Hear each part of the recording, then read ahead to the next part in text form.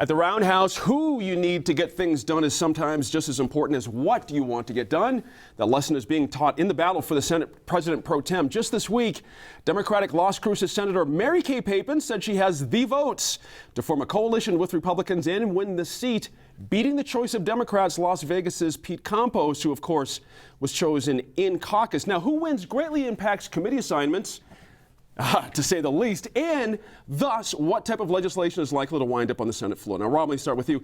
That plays out for the Senate Finance for sure. Let's start there. There's a lot of interesting chess pieces that move here. Right. I think if Mary Kay gets elected pro tem, and I think certainly looks like that might happen. I think it pretty much ensures that John Arthur Smith will remain the chairman of that very influential Legislative Finance Council or committee. There was some concern a couple of weeks ago that maybe he might get kicked out from getting some pressure from more progressive members of the state Senate, but I think he's looking much more safe. Where does the name Carlos Cisneros fit into this? There's another piece of the chess game. A couple ways. I mean, interestingly, Carlos Cisneros was in the same position as Pete Campos a couple years ago, so we have seen some similar political theater. Sure.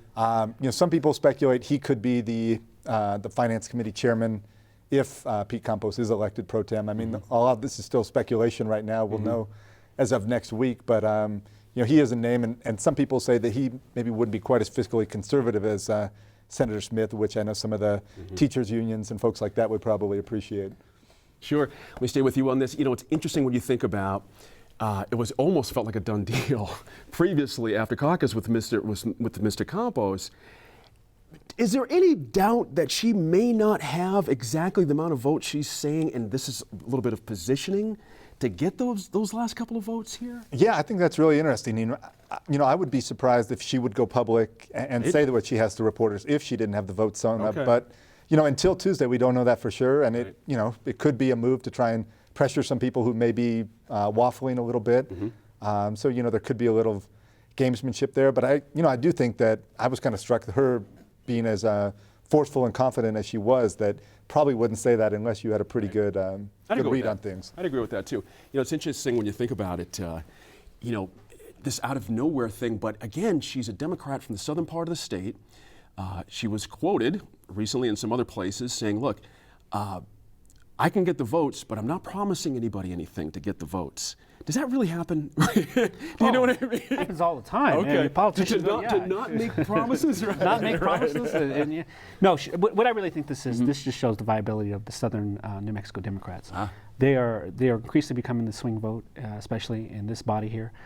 We see it in the state when people come to campaign. When we are a swing state, they usually come to central part of New Mexico and the southern, because that's where the swing votes happen. I mean, it is a conservative area, but the Democrats there show an independent strength. I mean, with Andy, a good example is Andy Nunez down there in the south. He was as independent as they come. There you go. And he's just an example of that region. When you think about it, her quote, again, another good quote was the need for balance between the North and the South. That was interesting to me that she would come right out and say that, which to me seemed like she tipped her hand a little bit, saying if there's going to be committee assignments, we're going to see some balance between the North and the South. Is this equilibrium in your view for New Mexico, or in fact, does it tip the balance just a little bit? I think so. I think the southern part of the state has this sort of inferiority complex. We're always talking about the North. Our state tourism is skewed towards the North. Sure. So they're always raising their hands, so don't forget the South. And I think that's what that is.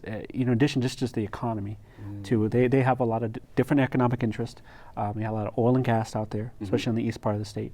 And what she's doing is kind of nudging folks and saying, "Don't remember, you forget about us, but we're also carrying you. I mean, our surplus is a result of us." So keep that in mind. Interesting to think back on what Rob was talking about. John Arthur Smith, go back to that, Matthew. He nominated her during caucus to be Senate Pro Tem. Interesting on the chessboard when you think about it. So that almost guarantees, I would think, he would have that seat, as Rob was saying, if she gets in.